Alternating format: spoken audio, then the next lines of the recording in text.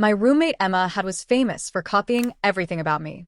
I wasn't just talking about clothes or hairstyles, she even mimicked my handwriting to the letter. Once, she used it to confess to the campus heartthrob. When he rejected her, she didn't take the blame.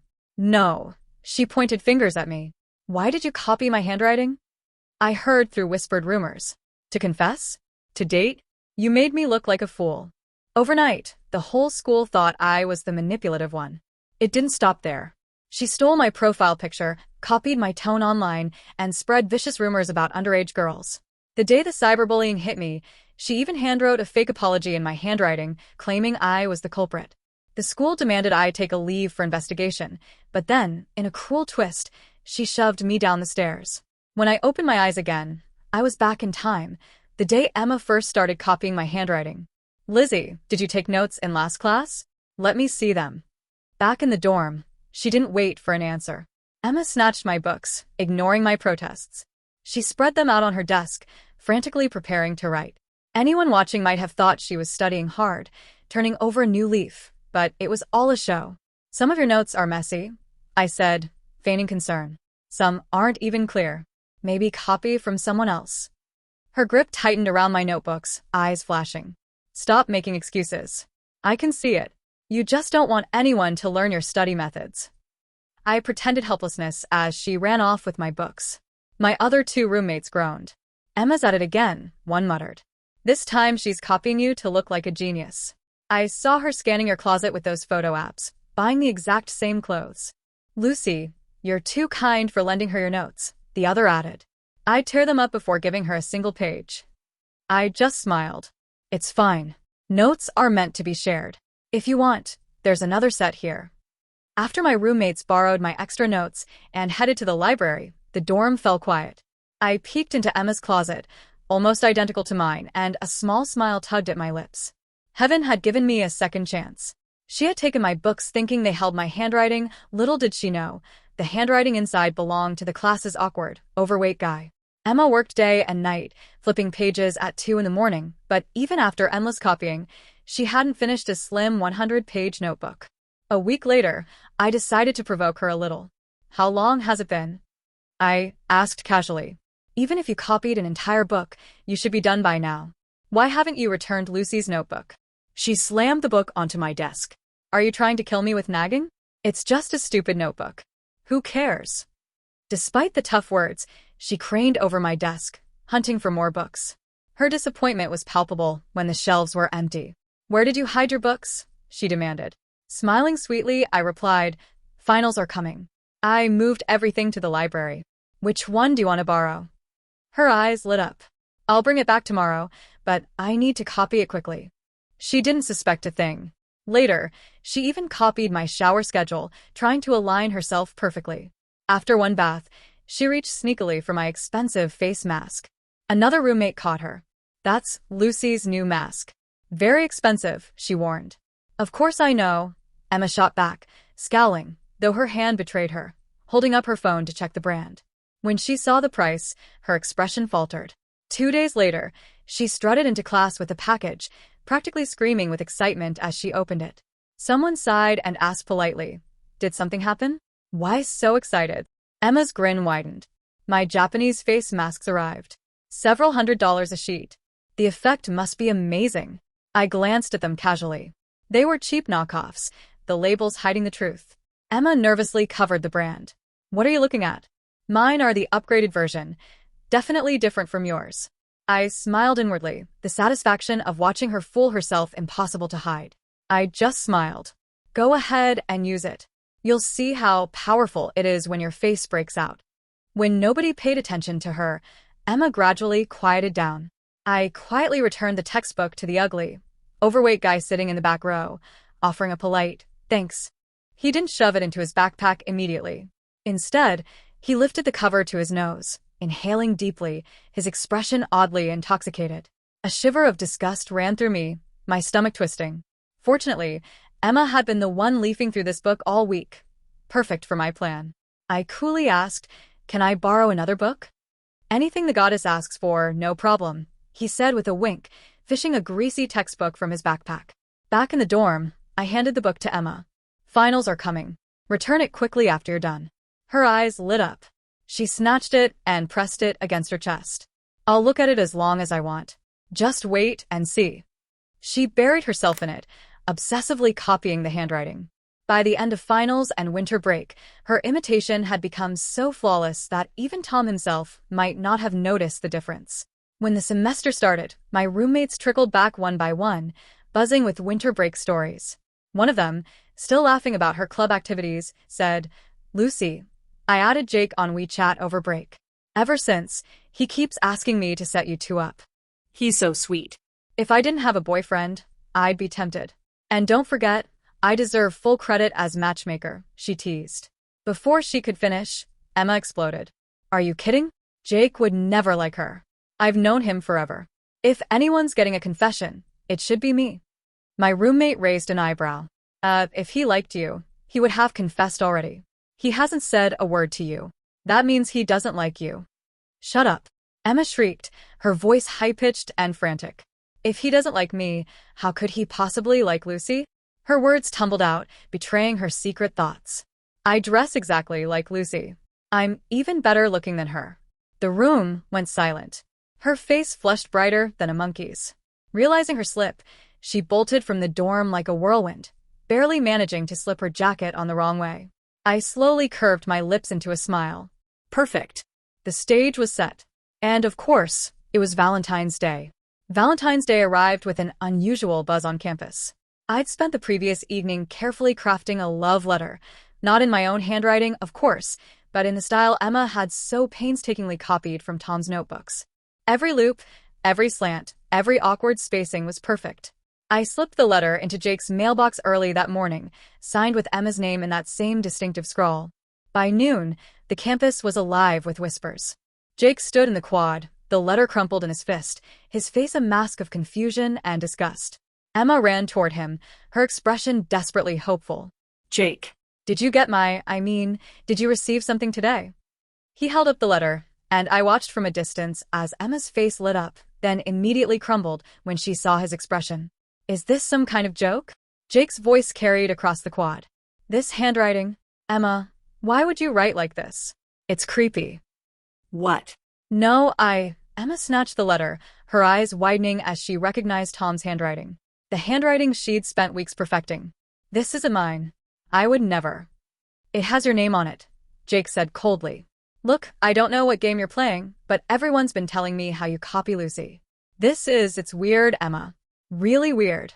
"I don't copy her." Emma's voice rose to a shriek. "She's the one who." But Jake was already walking away, shaking his head. The students around them whispered and pointed. I watched Emma's face cycle through humiliation, rage, and finally, as her eyes found me in the crowd, pure hatred. She stormed toward me. "This was you. You wrote that letter." I blinked innocently. "What letter?" "Jake got a confession from you, didn't he? Congratulations." "That's not my handwriting." "Really?" I tilted my head. "Because everyone's been watching you copy from those notebooks for weeks. That handwriting is practically your signature now." The beauty of it was, she couldn't deny it without admitting she'd been obsessively copying someone else's handwriting. Either way, she looked like the manipulative one. Emma became increasingly erratic after Valentine's Day. She stopped attending classes, spending hours online instead. I knew from my first life that this was when she would start creating fake social media accounts, stealing my photos and identity to spread rumors. But this time, I was ready. I'd already contacted the campus cybersecurity office, explaining that I was concerned about identity theft. They'd helped me watermark my photos in ways invisible to the naked eye but traceable digitally. Every picture I posted online had my real name embedded in the metadata. Sure enough, within days, a fake account appeared using my photos. The account posted inflammatory comments on the university forums, made inappropriate advances to professors, and worst of all, began targeting younger students with disturbing messages. Emma had miscalculated. She thought copying my appearance would make everyone blame me, but the digital fingerprints told a different story. The IT department traced the account within 2 days. The disciplinary committee called Emma in for questioning. I watched her leave the hearing room, her face ashen, her hands trembling.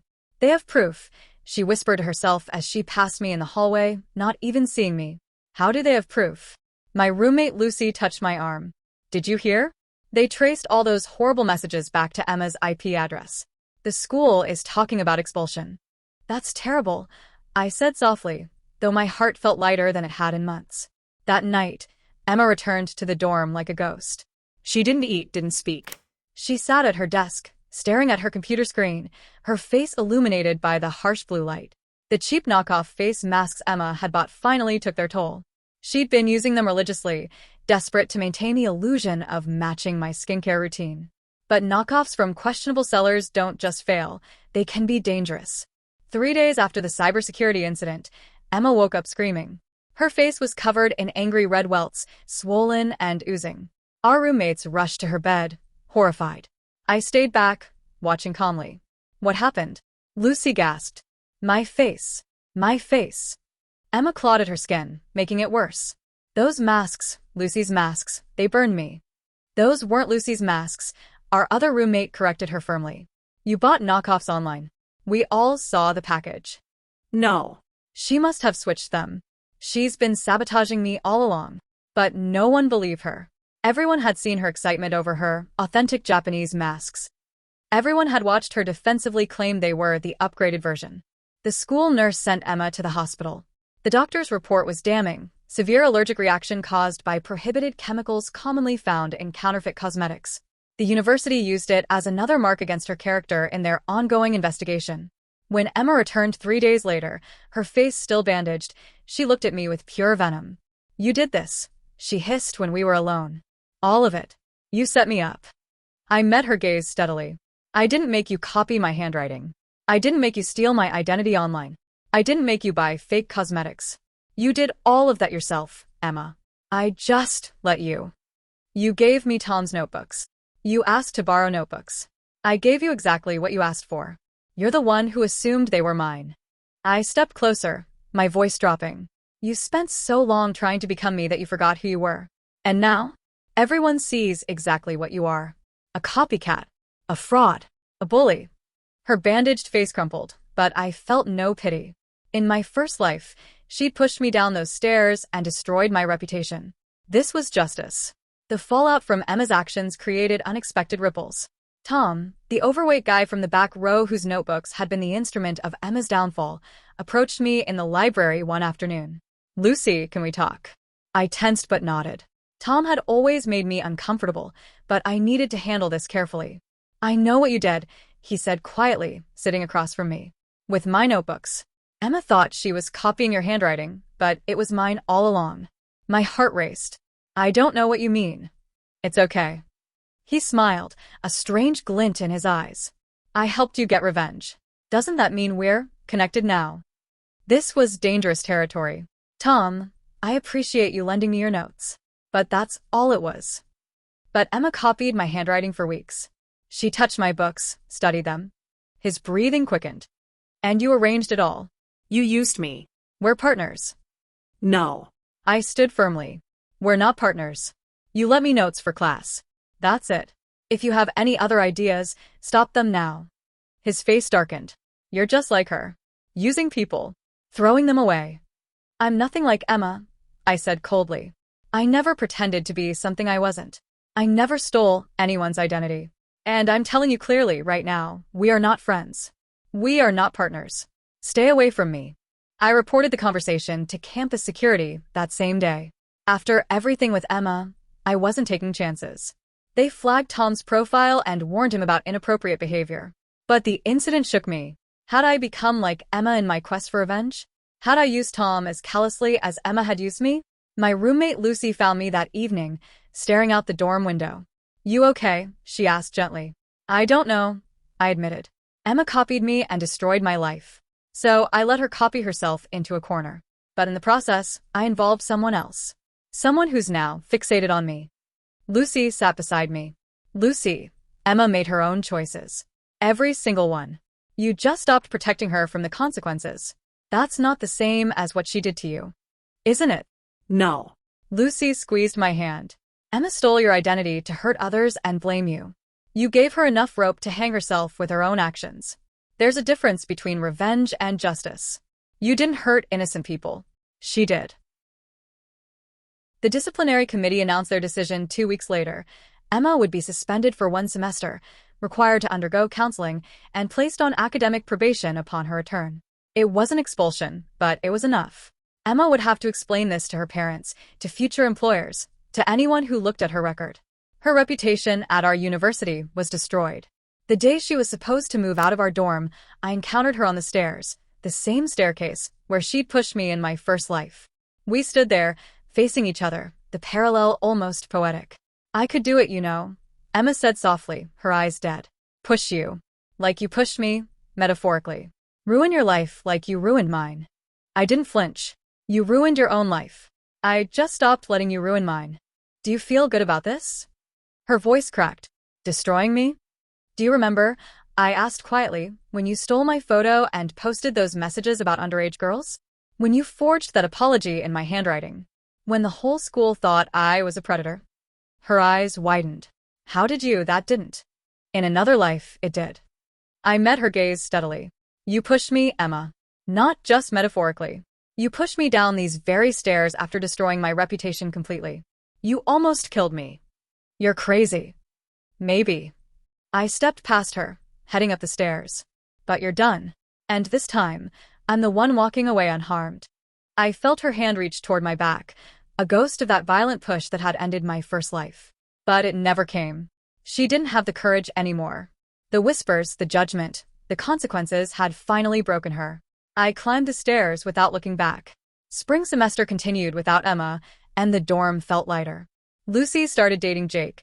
They made a sweet couple, both kind and genuine. My other roommates and I formed a closer bond, studying together, sharing meals, actually enjoying our college experience.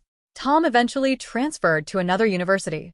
I heard through the grapevine that he'd gotten help from counseling services and was doing better, focusing on his studies and healthier social interactions.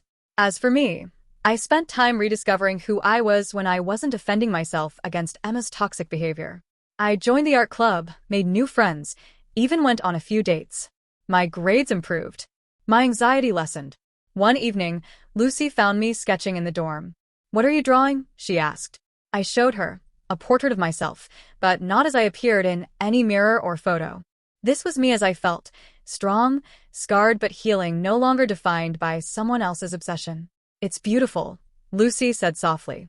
"You know, I never told you this, but I was worried about you at the beginning of the semester. You seemed different. Haunted, almost. Like you were carrying something heavy." I was, I admitted. But I'm learning to put it down.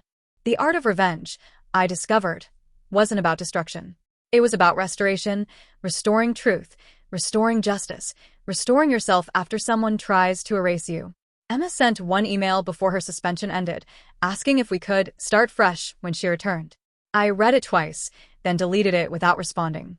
Some bridges aren't meant to be rebuilt. Some people need to stay in your past.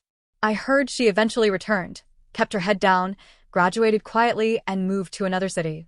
I never saw her again. As for me, I graduated with honors, got accepted to my dream graduate program, and eventually published a series of illustrations about identity, authenticity, and the courage to be yourself even when someone tries to become you. The series was titled The Art of Revenge, and it was my story but transformed into something beautiful. Something that helped others who'd been copied, mimicked, stolen from. Something that turned my pain into purpose. And that, I realized, standing at my graduation with Lucy and my roommates cheering in the audience, was the sweetest revenge of all. Not destroying my enemy, but becoming so fully myself that her attempted theft became meaningless. She had tried to copy my life. Instead, I had reclaimed it entirely.